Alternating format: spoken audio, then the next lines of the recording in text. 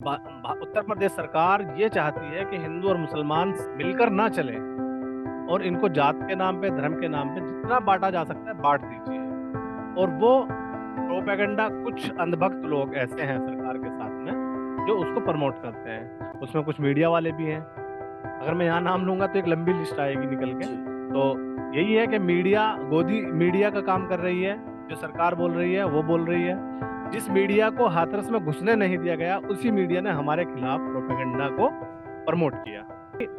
भारत सरकार और प्रदेश सरकार मुसलमानों को, दलितों को और पिछड़े लोगों को बांट देना चाहती है, या मुस्लिम और हिंदू मुस्लिम को, समाज को पूरा बांट के डायवर्जन देना चाहती है।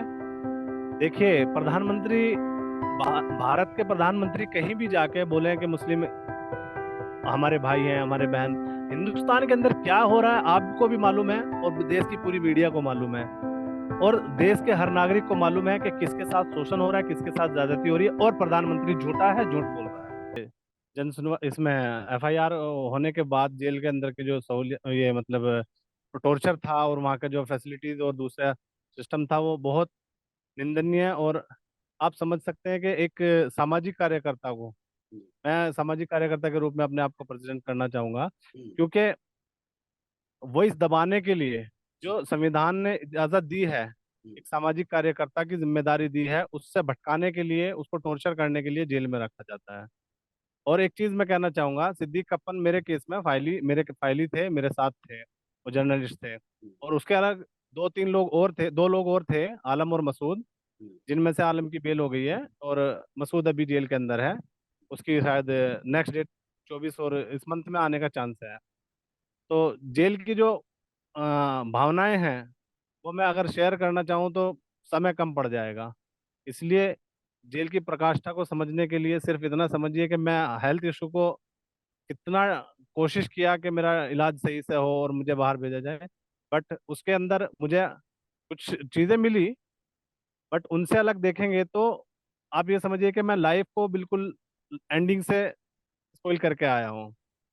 आप समझ सकते हैं कि मेरा ओपन हार्ट सर्जरी हुआ जेल में, उसके बाद पैरालिसिस हो गया। पैरालिसिस होने के बाद दौरान ये लास्ट स्टेज में मैं बिल्कुल था।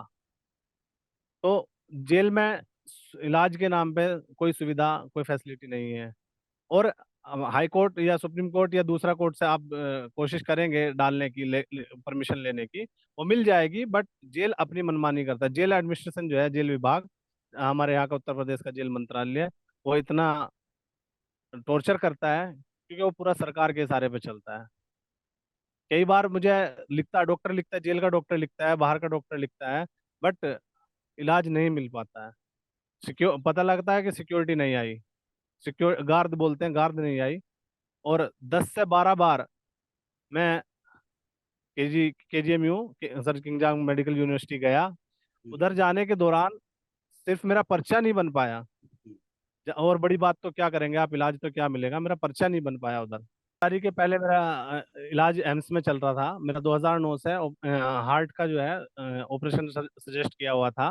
बट हम्म, डॉक्टर्स क्या बोल रहे थे कि मेडिसिन पे हम इसको कवर कर लेंगे। और उसमें ज़्यादातर कामयाबी भी मिल रही थी अल्हम्दुलिल्लाह।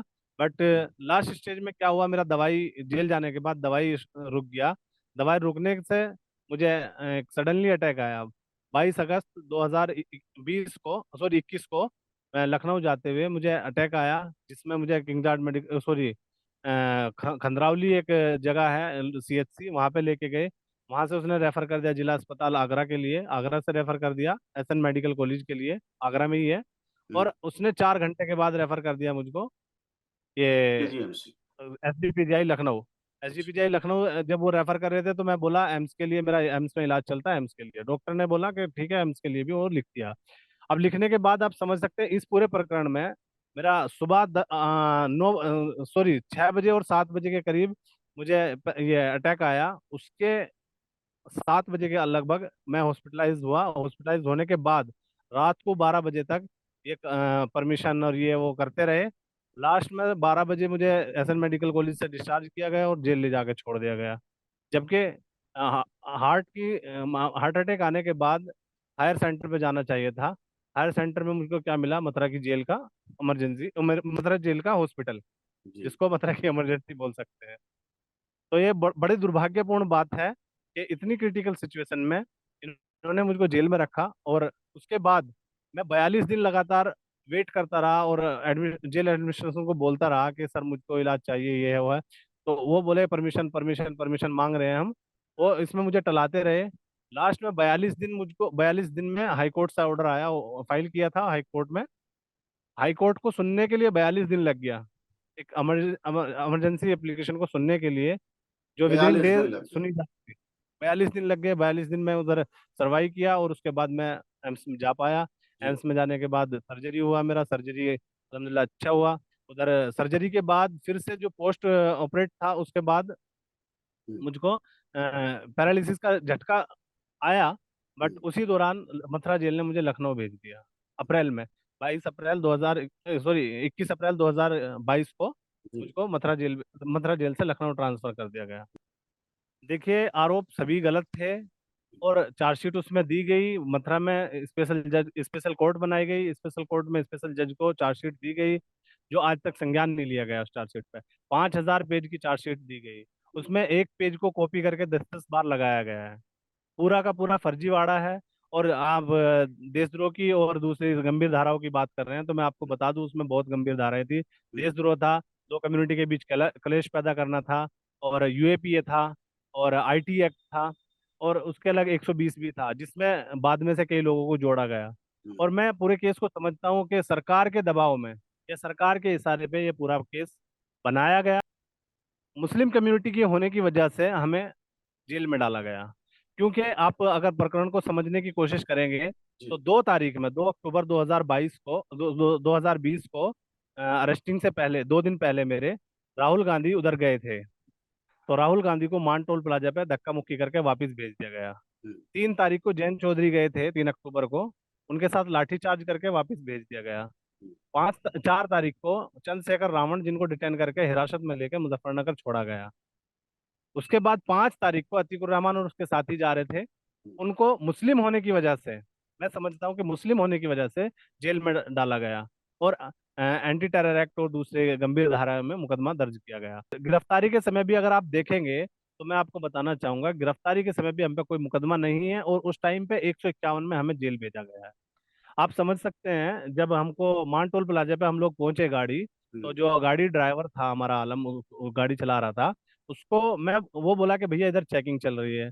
मैं बोला कि चेकिंग चल रही है, किसी को चेक देख रहे होंगे, कल यहाँ राहुल गांधी के साथ 2 दिन पहले धक्का मुक्की हम्म, हुआ, और उनको वापस भेजा गया, जैन चौधरी के साथ लाठीचार्ज हुआ। तो ऐसा होने के बाद वो मेरा फोटो लेके, गाड़ी चलता रहा, वो मेरा फोटो लेके उसमें मुझको तलाश कर रहे थे, हम्म, और बाय डिफॉल्ट ये चारों लोग गाड़ी में मिल गए, जिनकी वजह से मेरी वजह से इन लोगों को भी प्रताड़ना का शिकार होना पड़ा। मैं समझता हूँ कि अगर उनको मेरी तलाश थी, तो मेरे घर आ सकते थे, मुझे कॉल कर सकते थे, मैं उधर जाके उसको सामना करता, फेस करता। पर ऐसा नहीं हुआ। दूसरा क्या है, जब 151 में मतलब हमको डिटेंड कर लिया गया, डिटेंड करने के बाद मैं अधिकारी को बोला, जो एसपी देहात श्रीचंद थे उधर मथुरा के, और इंस्पेक्टर भीम सिंह जावला, मैं उनको बोला कि आप इस तरह नहीं कर सकते, कानून का उल्लंघन है ये। और अगर आप डिटेन कर रहे हैं, तो डिटेन का हमें बताइए, डिटेन कर रहे हैं तो कब तक छोड़ेंगे, और अगर अरेस्ट कर रहे हैं, क्योंकि हमारा फोन और पर्स सब डॉक्यूमेंट सब ले लिए गए थे। मैं बोला अरेस्टिंग के टाइम में डॉक्यूमेंट्स लेने का आपको राइट्स है, बट उसके पहले आपको मुझे कॉल करने का ऑप्शन देना पड़ेगा, और ये मेरा हक है। जी। वो बोले ठीक है, अभी करा रहे, अभी करा रहे। इस तरह 5 मिनट में 5 बज गए शाम को। 5 बजे के बाद बहुत सारी एजेंसीज आई, और वो पूरी रात पूछताछ की। लगभग 21 ग्रुप, एजेंसीज के 21 ग्रुप हमसे पूछताछ किए, जिसमें से फाइनलाइज मैं उनको कैलकुलेट किया तो 14 एजेंसीज मेरे से पूछताछ किए। जिस दिन हमको अरेस्ट किया गया, उस दिन हमको पूरे दिन बिठा के रखा, और शाम को पूरी रात पूछताछ हुई। हम्म, अगले दिन सुबह में हमें कोर्ट में पेश करके 151 में जेल भेजा गया। हम्म, उसके एक दिन बाद, 7 तारीख को, हमको फिर से नए मुकदमे में जेल, मतलब नए मुकदमे में कोर्ट में पेश किया गया, और वहां से यूएपीए और गंभीर धाराओं में मुकदमा दर्ज किया गया, जो कि बहुत निंदनीय है, बहुत षड्यंत्रकारी है। आप उसमें अगर देखेंगे, तो आपको हंसी आएगी, ईडी आ गया, और बड़ी बड़ी एजेंसीज आ गया। एक छोटे से छात्र के लिए, या छोटे से सामाजिक कार्यकर्ता के लिए इतना बड़ा मोमेंट हमको पकड़ा। एक्चुअली क्या है, हम समाज के लिए लगातार जद्दोजहद कर रहे हैं, संघर्ष कर रहे हैं, और करते रहेंगे। मैं इसके पहले 1-2 बार स्कॉलरशिप का इशू हुआ या कम्युनिटी से जुड़े जो इश्यूज हुए, मॉब लिंचिंग हुआ, अभी सामान्य नहीं हो पा रहा है, क्योंकि फर्स्ट ऑफ ऑल मैं इलाज के लिए ट्राई कर रहा हूँ, कोशिश कर रहा हूँ। जी इलाज में क्या है मेरा, अभी पैरालिसिस मुझको हुआ था तो न्यूरो को दिखाने के लिए मैं कोशिश कर रहा हूँ। अभी तक एम्स में 4 बार 5 बार जाने के बावजूद मेरा जांच नहीं हो पाया है।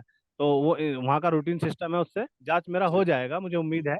बट मैं कहना चाहता हूँ कि घर परिवार अभी भी इतना डरा हुआ है, क्योंकि मेरी अरेस्टिंग के बाद और उसके 2 साल बाद रात्रि के समय 12 और 1 के बीच में इधर मेरे घर पे आके सीढ़ी लगा के चोरों की तरह से पुलिस के सैकड़ों जवान मेरे घर में घुस गए और तलाशी लिया। तलाशी लेने के बाद उनको हराश किया गया, हरास लेने के बाद उनको कुछ नहीं मिला, तो वो यहाँ से दांत फाड़ते हुए चले गए। और जी घर का इतना डर, घर के लोग इतने डर गए कि वो उसका कंप्लेन तक नहीं कर पाए। और उस दौरान मैं पैरालिसिस का शिकार होके मथुरा, सॉरी, लखनऊ जेल में इलाज ले रहा था। तब की ये बात है। मुझको कुछ सेंस नहीं था, मुझको कोई वो नहीं था। आप समझ सकते हैं कि 1 से 1.5 महीना में ऐसा काटा है जेल के अंदर, जो बहुत गंभीर सिचुएशन में था। और मुझको अपना नहीं पता था, खाना कैसे खाना ये नहीं पता था। उस दौरान ये मेरे घर में रेड करते हैं। 22 सितंबर की बात है। 22 सितंबर में रात्रि के समय सैकड़ों लोग मेरे घर में घुसे और तलाशी लिया, और फोन वगैरह सब ये इधर से लिया। 5 7 फोन मेरे घर के जो पर्सनल कांटेक्ट के, वो ले जाके वो थाने में रखा। अगले दिन शाम को दिया। मतलब ना कोई एफआईआर है, ना कोई नोटिस है, और सीधा आके जांच करना शुरू कर दिया। और जबकि जिसके ऊपर आप जांच कर रहे हो वो जेल काट रहा है ऑलरेडी। तो ये आप समझ सकते हैं कि भारत सरकार, और भारत में उत्तर प्रदेश सरकार, मुस्लिमों के साथ या मुस्लिम सोशल एक्टिविस्ट के साथ क्या प्रोपेगेंडा करके अपनी रोटी को सेकने का काम कर रही है।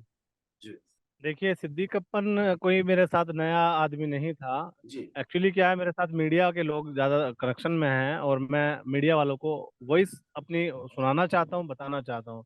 बाई डिफॉल्ट इत्तेफाक के साथ सिद्दीक अप्पन मेरे साथ उस दिन मेरे साथ थे, नहीं तो मेरे पास आज तक एनडीटीवी, एबीपी और दूसरे कई सारे बड़े चैनलों के नंबर भी हैं।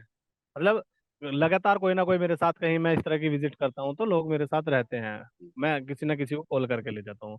और दूसरा क्या था, उधर सिद्दीक कप्पन का एक बेनिफिट ये भी था कि सिद्दीक कप्पन टैक्सी लेके जाने वाले थे, उनको शेयरिंग में हम्म टैक्सी करने के लिए हम्म 50-50 का हम्म हमारा होता है। ऐसे ही हम्म दूसरे चैनल वालों के साथ भी मेरा कई बार ऐसा हुआ है। हम्म, तो ये कोई नई बात नहीं है कि सिद्दीक अप्पन था, उसमें कोई अजय प्रकाश भी हो सकते थे या दूसरे भी हो हम्म, सकते थे। क्योंकि जी मैं जो एलिगेशन मेरे ऊपर लगाए गए हैं, या सिद्दीक अप्पन के ऊपर लगाए हैं, मसूद के ऊपर लगाए गए हैं, उनसे कहीं भी मैं क्या, हमारे जानने वाले, मिलने वाले, या हमारे दोस्त, या जिन लोगों को हमारे बारे में पता है, वो इत्तेफाक नहीं रखते हैं। हम्म, आप समझ सकते हैं कि ये एलिगेशन हम पे थोपे गए हैं।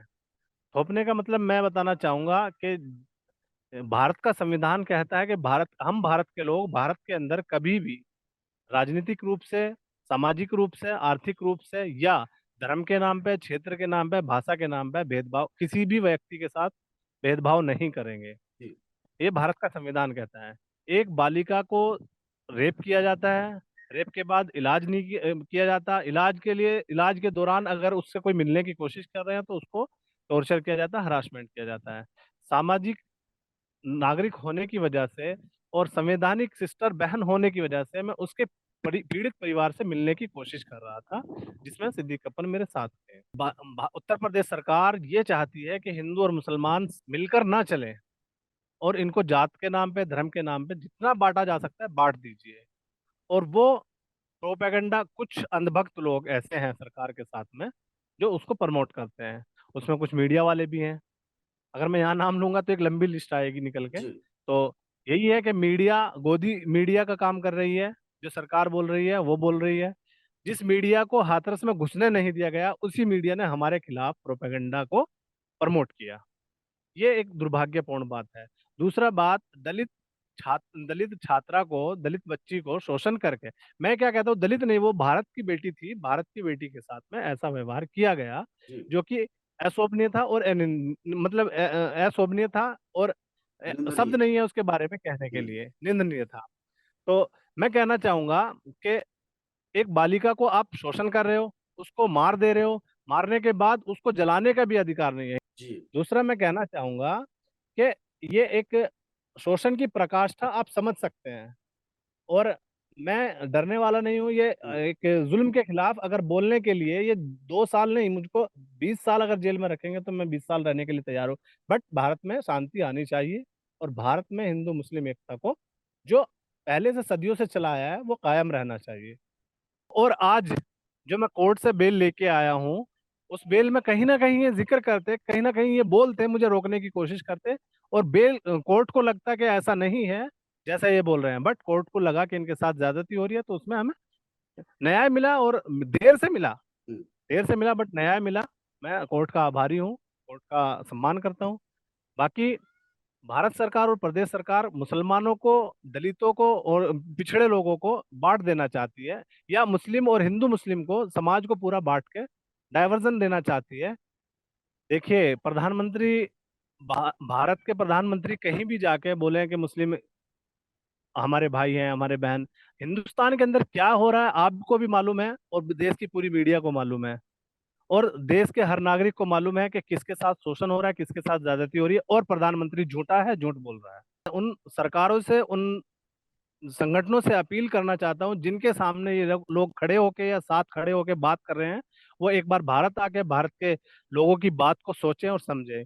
यहाँ जो आर्थिक रूप से कमजोर व्यक्ति है, उसको जितना प्रताड़ित किया जा सकता है ये लोग कर रहे हैं, वो चाहे किसी भी समाज का है। हुँ, और मुस्लिमों को टारगेट खासकर किया जा रहा है, उनकी आवाज को दबाया जा रहा है। कई बड़े नेताओं को आज उनको हरासमेंट किया जा रहा है, और अचानक से उनके खिलाफ मुकदमों की कार्रवाई पूरी की जा रही है। उनको अपराधी बनाने की दुनिया को दिखाने के लिए अपराधी बनाने की कोशिश की जा रही है, जो कि अशोभनीय है, और ये भारत सरकार को, एक लोकतांत्रिक सरकार को, ये शोभा नहीं देता।